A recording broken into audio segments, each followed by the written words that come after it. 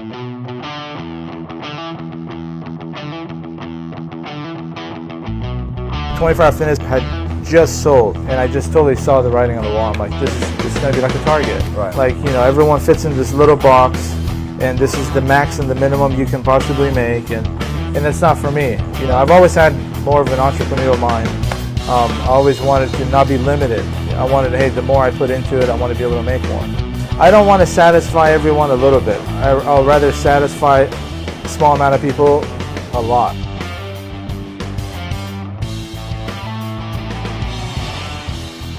So welcome today. We're in Corona, California, with Brian Sardarizadeh. Have I pronounced that correctly? Pretty close. Pretty close. So Brian, welcome to the podcast. Thank you very much. So we're in Rain Fitness, and there's an interesting story about it, why it's called Rain, and it's certainly not because of the weather in Corona, is it? No, not at all, not at all. Basically, it was a meeting between myself and a few of the trainers. We're trying to come up with a name that started with an R that had a good, strong meaning to it, and kind of put what we're trying to build here together. And I like the meaning of Rain. Right. Kind of means kingdom, to kind of rule over a kingdom. Yeah. So I kind of wanted to, you know, in my mind, it's like ruling over the training industry. Right. So I liked the meaning, and it was a good fit. Yeah. And without going into the details, then there's a bit of a story behind it, like without saying the actual name, but you kind of avoided a bit of a... Yeah, avoided a bit of a legal matter, yes. So we had a different name previously before we opened. Right. And we were asked to switch the name. Right. But it worked out well, because that's why I needed to start with an R. Yeah. So it worked out well, and the only thing I had to change was the sign. It was 2 letters came off, 2 letters went on, and that was it. I used to be 24-Hour Fitness for about 12 years. Right. Then I went into the mortgage business. Yeah. And been there ever since. Right. I always wanted to get back into this. Yeah. I love this industry. It's fulfilling. Right. To seeing people change, helping people. Yeah. So I always wanted to get back into it, but the mortgage business I'm in, I didn't really want to leave it. Right. So I was trying to figure out a way where I can do both. Yeah. And this is a good idea. It works. Yeah. I don't really have to be here. Yeah. It runs itself, so it was kind of a perfect fit. What was your first sort of kind of job when you left school then? Wow. Probably 24. I mean, while I was going to school, I was at 24-Hour Fitness. Okay. And I just stayed there. Even after school, I stayed there until I was about 30. Right. Roughly about 30. So out of school, I was still there. Right. 24-Hour Fitness. Yeah. And what was that doing then? I enjoyed it. I started there as a trainer, and then I went to a fitness manager, which I don't know if they still have those or not, and then I went to a general manager, and then it was just fulfilling. It was rewarding. I enjoyed being, you're in gym clothes all day long. It was the best. Yeah. But I kind of wanted to move on. Once I hit about 30, my wife was pregnant. I'm like, wanted to move on to something where I can run. Yeah. So how many years ago were you at 24-Hour Fitness? Yeah. I was there from, probably 20 or 19 all the way to about 30. Right. I was there. Okay. So between, I'm giving out my age. Like 2006, I think, is when I left. Right. Okay. And I started there about, it must have been like 95. Yeah. No, it was probably 96. 96. I started there. So what was the 24-hour? Because things, the business is quite different now. But what was it like when you came into that business? What was the picture of the industry at that time? It was quite different. Training wasn't as big as it is now. I feel like now more people are willing to get a trainer. They see the benefits of it more than they used to back then. You didn't have the amount of people looking for personal trainers like you do today. Right. But I also think the health industry or the fitness industry it's a lot bigger today. Yeah. And you got more people aware of, the obesity levels and diabetes, and that's kind of helping the population understand they need to work out. Yeah. Which is helping them. And training's come a long way. I mean, what I used to learn as a trainer and the classes I took is, I talked to the trainers today and they laugh about it because it's archaic now. So what sort of thing were you doing as a personal trainer then back in the... I mean, when I started, I took a NASM course, and it was in person, and I want to say it was like the original people. It was like the owner, and it was a great class. But that's back then is when they first were getting into like core stability, right. And it was just like it was a new thing to every trainer there. They were like, so that's kind of when I started, right.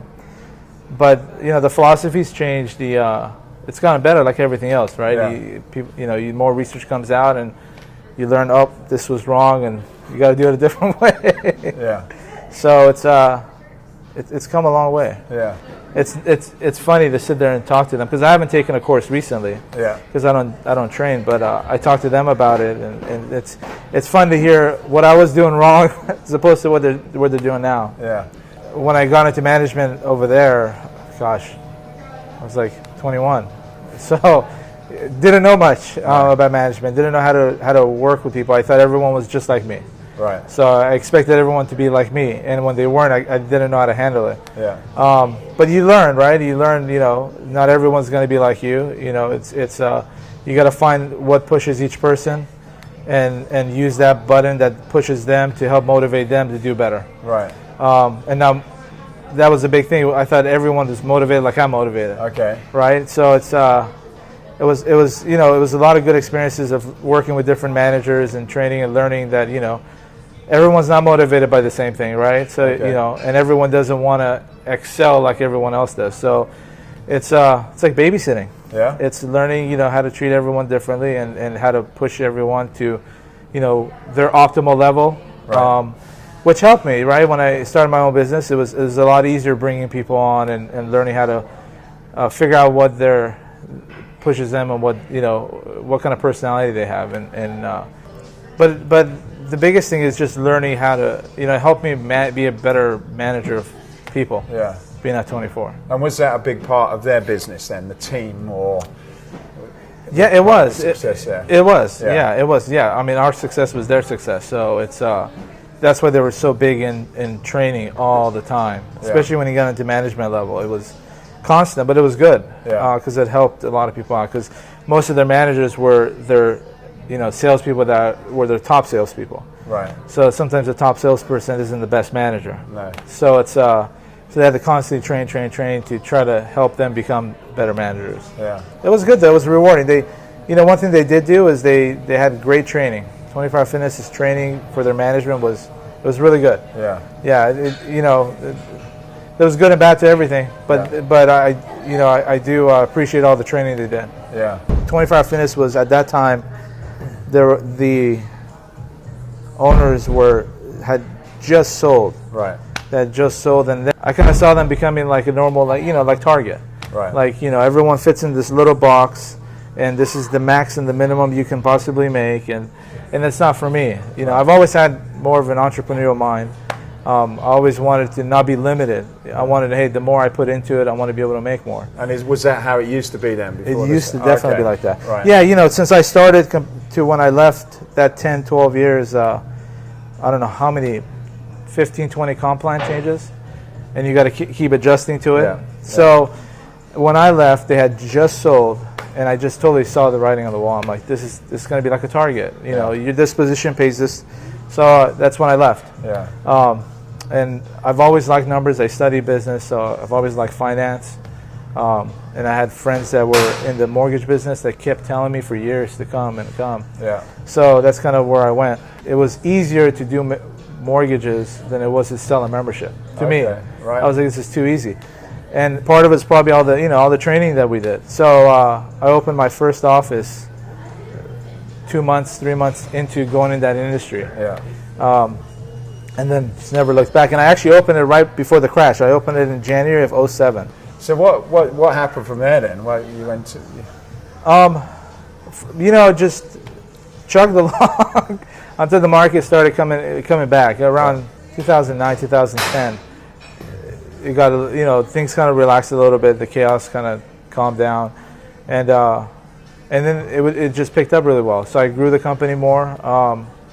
And then that's kind of funded everything else. So, we started a dance studio with my wife. Okay. And she runs that. Yeah. Opened a Juice It Up. and then I opened a gaming business for like mobile gaming, and then, but ever since I left, this was kind of what I wanted. I wanted to be back in the gym industry. Right. But I didn't want to leave the mortgage industry. So I was like, what do I do?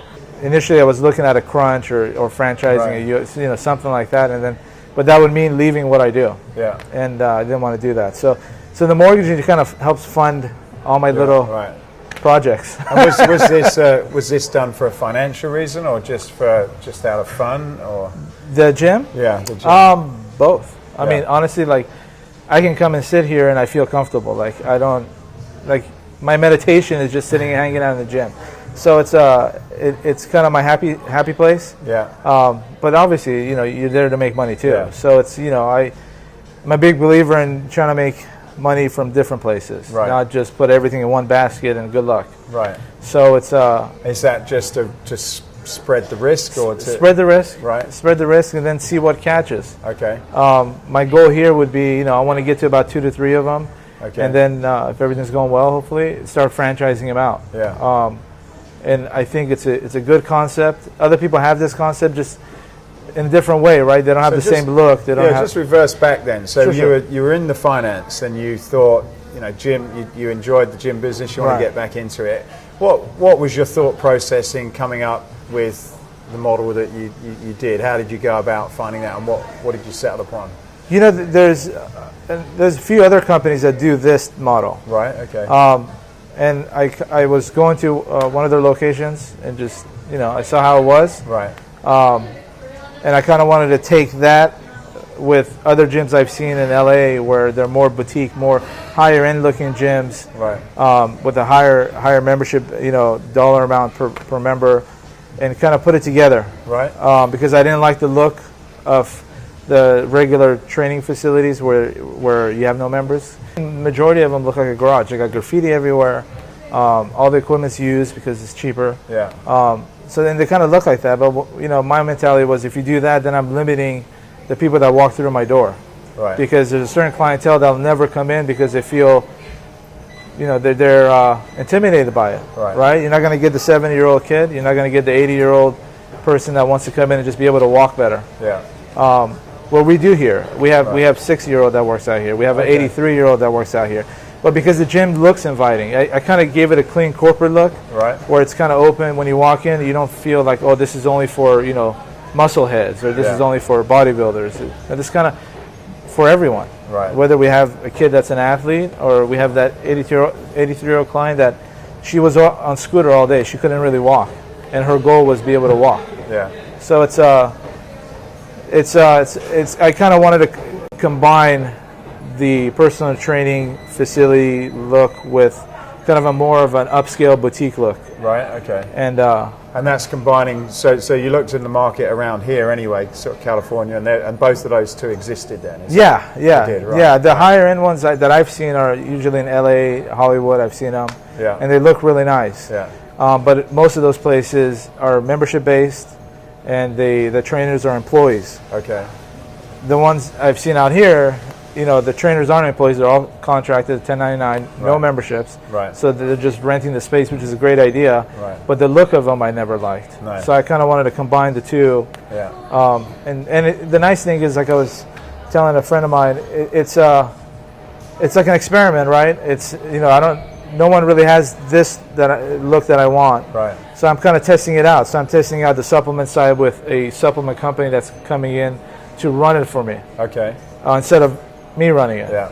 And I'm testing it out with the massage people. So I'm trying to see what works. So when I open the next one, I kind of have a formula for it. Yeah. And it's easy because it's just me, so I can change anything I want quickly. It's not a corporation where you got to go through the process. So it's just. Do you run any? Because I saw last time I came in, there was some sort of workouts going. Do they run classes in here, or is it just one-on-one? No. They'll do classes. I try to keep the classes. I've told them about 6 to 7 people max inside. Right. Yeah. But we have an outdoor area too. Right. So out there, they can have 20, 30 people if they want. Right. It's up to them. The nice thing is they do whatever they want. Yeah. They run their business the way they want. I'm here to support them. I help them. I did it long enough where I have all the documents, all the liability waivers, and and I can help them grow their business, teach them how to work with clients, how to sell. But it's all in their control, which a lot of the veteran ones that are here love it because they got tired of the micromanagement that they get at a corporate gym. You don't have it here. Right. But then they have the potential of making a lot more money. You know, at a corporate gym, they're making 35% of what they sell. They get 100% here, right? So they can charge clients less, so the client is happier. They're able to afford more sessions, and then they can make more money, even charging less, because they're not paying anyone 70-60% of their income. Right. Okay. So it's a kind of a win-win for everyone. And then Brian doesn't have to be here. Which is the main thing. And you mentioned about the training of trainers from your previous, and it seems to be something that is quite important to you. How do you, because these are freelance trainers, how or don't you impact what they do to continue to keep them ahead? For the ones that are here, you know, it's a lot different because I don't have to manage them. You know what I mean? It's just conversations. I see where they're at. You know, are they coming with 15 years of experience and they have a clientele and they know what they're doing, or are they brand new to the industry or to training and they need the guidance of, you know, what do you do with the first time you meet with a client? What do you say? How do you walk? You know, what do you do with them? One of my trainers has over a decade of management experience in the fitness industry, so he's helping me out, kind of help the newer ones, the ones that are new to training, to kind of feel more comfortable, get an idea of how to work with clients, you know, how to tour them, how to talk to them about purchasing training, right? How to re-sign them, and that's working well because they need it. Because if you don't do that, I'm going to bring them in. They'll be here for 2-3 months, and they're like, I can't do it. I don't know what I'm doing. They're scared, and they leave. So you know, you have to have some sort of help for them. And for the veteran ones, like I have my CPA coming in middle of this month, doing kind of a 40-minute class for them, just to help them because they're all independent now, and most of them came from, you know, corporate gyms where they were W-2, they didn't have to worry about it. Now they're self-employed and maybe they don't know, well, how do I file? What do I do? Do I, you know, hold money back for taxes? What? So he's going to come and kind of do a seminar for them and talk to them just as a perk, you know what I mean? Because like I said, the happier they are, the happier I'm going to be. So it's kind of a win-win for everyone. So can you imagine, I know we spoke before about you opening more of these, maybe franchise. Do you see then as a kind of part that would work financially is for you to be doing that, is to be, you know, kind of mentoring or supporting those, even though they are freelance and you're kind of fairly hands-off, but you know, I guess there's a cost to that, isn't there? And that sort of starts coming off. Definitely, like the gentleman that's helping me, obviously there's a cost for him to help me. But you know, you just weigh it. You know, I think the benefit he's going to bring in is way more than the cost I'm going to pay. Because he's going to save those 6-7 trainers that would have left because they just didn't get it. They didn't have the support. Because a lot of places like this, they throw them in and they don't care. They just want the rent, and they don't give that support. So as I scale, I'm going to set up. Depends how big we get, right? So as we scale, we'll have a department for it, right? Especially when you're franchising, because I franchised stuff before, and I've done well at it. But I've also seen a lot of the franchise companies. They just look, oh, you got money? Okay, you can franchise here, right? When that person has no idea what they're doing, they're going to take that brand and run it into the floor, right? Which makes everyone else that franchise look bad because that store looks bad.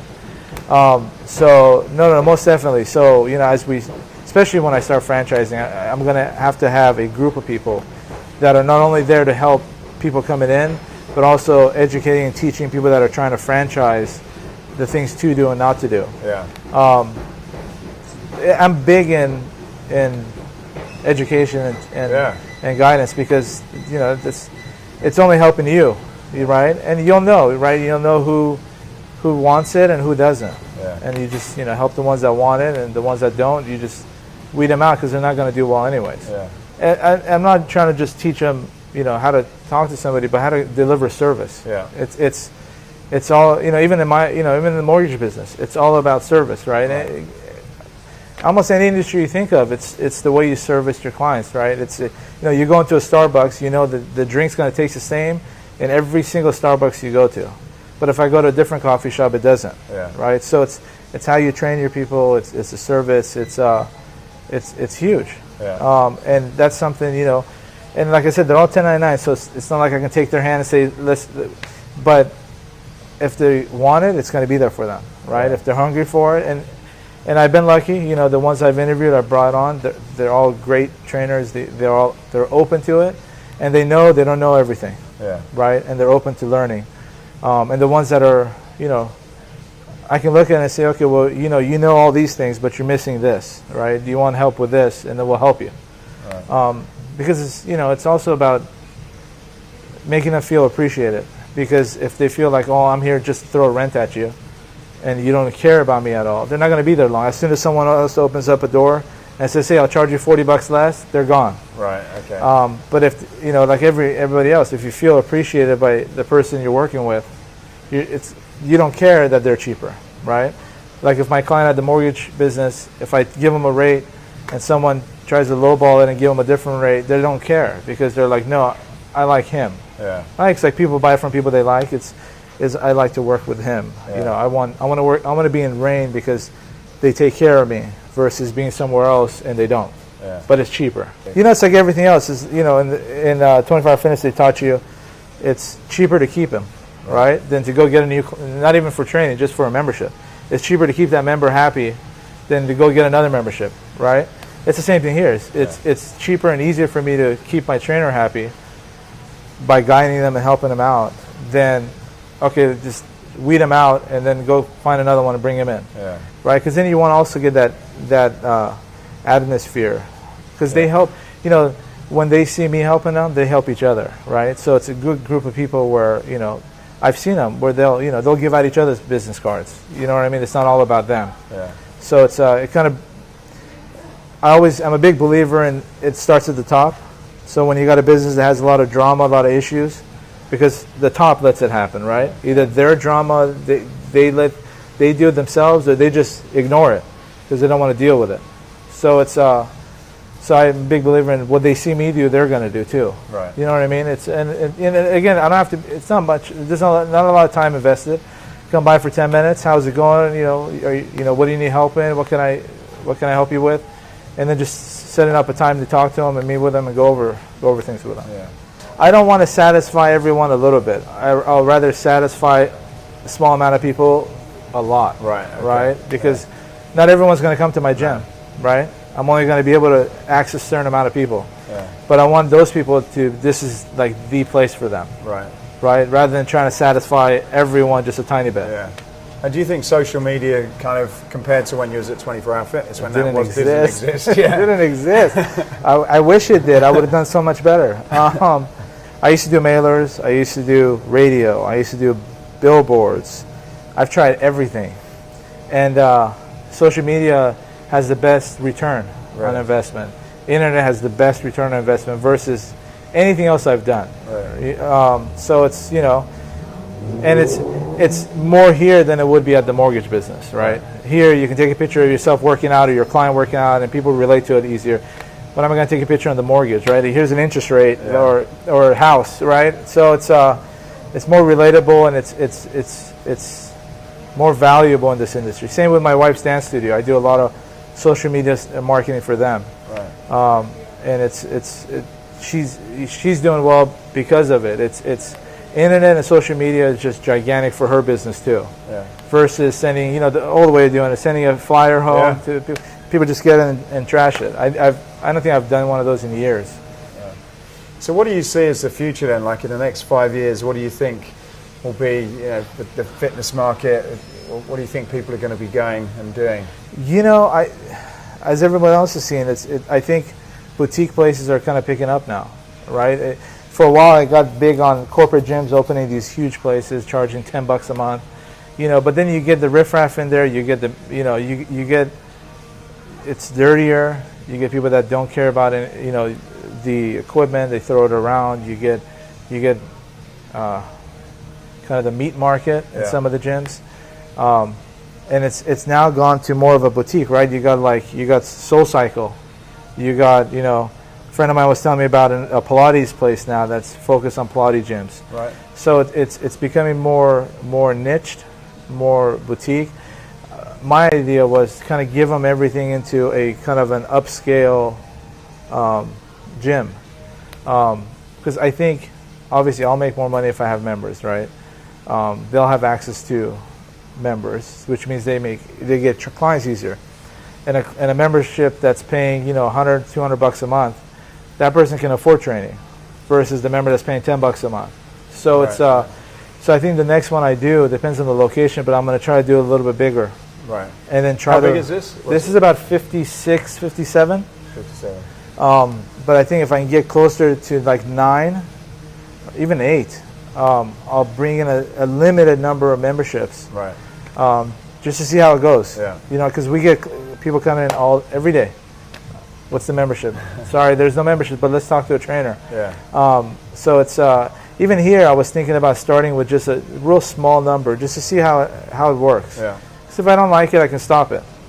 So you've got your mortgage business and this one and a bunch of other things. How do you kind of keep sort of you know, keep an eye out on what's next and where to?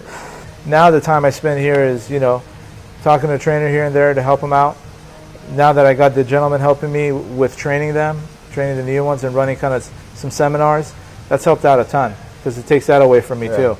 So it's, you know, if you can put the right people in the right spots, because you can't do everything. Right. And that was another thing I had to learn at 24, is I wanted to do everything, and you can't. Yeah, so, you know, the only way you're going to succeed is put the right people in the right positions and just oversee what they do. Yeah. You know what I mean? And guide them, and that's it. Yeah. Where do you go for new ideas? You listen, read books, go to seminars? Where do you do to? Because you're even marketing. You know, you're looking at different ways. You seem to be very progressive in. I probably mostly just talking to people in the internet, just researching stuff. But a lot of it just comes from just observing other people and what they do, and you know, in the mortgage business I'm in, there's, you know, so much marketing, so many different types of marketing, and I've experienced so many of it and tested it out and I figure out what works, what doesn't, and I kind of take those tools and bring it here. You know what I mean? Different industries. Right. But it's mainly just, you know, talking to a lot of just. I learn more by sitting there and talking to somebody than opening a book and reading. I'm more of a let me experience it, and I'm also, you know, for good or bad, is I'll take the chance just to see what happens. Right. Right. You experiment. Yeah, and if it doesn't work, it is what it is. Yeah. You know, I'm a big believer in it is what it is. Yeah. Because before I had that mind frame, you know, something went bad, I would sit there and stew on it, and I'm like, oh my God, I lost this, and you know, it's the past, right? Like, well, the past, it's gone. You can't get it back. So just move on to the next thing, and it's worked well because it keeps that negative energy out. Right. Right. It's just, you know, you're looking forward to the next. Like the Juice It Up, it was what it was. So I'm glad it's gone. It was okay, but it just, you know, too much time, not enough income coming in. It wasn't worth it. Yeah. I could have spent that time better somewhere else. But, you know, you move on to the next thing. And do you take those learnings with you, or you sort of? No, you have to. Yeah. You're learning from everything you do, right? So it's you kind of, you know, I pull from things I learned in the mortgage business to help my wife's dance studio, right? So it's you constantly got to be learning, you know. It's and I talk to people all the time, like, about marketing. You know, I have a lot of people I know that do social media marketing. Right. I don't use them just because I'm like, I want to know how to do it and what to do, so I know what to expect from you, right? And know the value of what you're going to give me. Yeah. So I'm kind of at the point where I'm like, I'm going to do a lot of it as long as I have the time to learn it, right? To see what does it take to do this, and how much hard work does it take? How much knowledge do you need? And that way, when I'm talking to somebody that I'm going to bring on that's going to do it, I know what to ask. I know what to look for. You know what I mean? It's so that's kind of the phase I'm in. So I'll talk to them a lot about, you know, what do you do here? What do you do there? Just so I can learn. Because if you have a company, you need to know social media, basically. Yeah, so it's fortunate, unfortunate, if you like it or not. But it's you have no choice. Yeah. It is what it is. You got to learn it. So it's don't complain. Just get on with it. Yeah. Great. Sure. Well, Brian, listen, thank you. Very, very I don't know, interesting my business, pleasure. and Thank I you. wish you all the success in the Thank future. you. Thank you very much. Thank you. Thank you. Hey, I hope you enjoyed this podcast. If you did, then please go over to iTunes and subscribe to the Escape Your Limits podcast. Leave a review, leave a comment. It really would help us a lot to continue to keep these going.